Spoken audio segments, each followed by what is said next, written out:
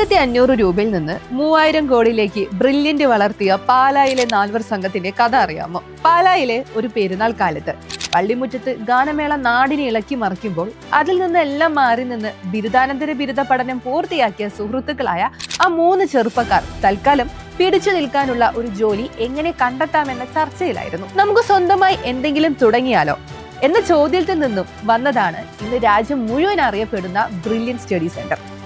Sebastian G Mathew, George Thomas, Stephen Joseph ഈ 3 സംഘം വാടക കെട്ടിടത്തിൽ 1500 രൂപ മൂലധനത്തിൽ ഏതാനും വിദ്യാർത്ഥികളുമായി 40 വർഷങ്ങൾക്ക് മുൻപ് തുടങ്ങിയ ബ്രില്യൻ സ്റ്റഡി സെന്റർ ഇന്ന് സൃഷ്ടിക്കുന്നത് ലക്ഷക്കണക്കിന് ഡോക്ടർമാരെയും എഞ്ചിനീയർമാരെയുമാണ്. പിന്നീട് ഫിസിക്സ് പഠിപ്പിക്കാൻ ഒരാളെ കൂടി വേണ്ടി വന്നു. അവിടെ നിന്നാണ് സന്തോഷ് കുമാർ ഈ 3 സംഘത്തിന്റെ കൂടെ ബ്രില്യൻസിന്റെ യാത്രയിൽ കൂടെ കൂടുന്നത്.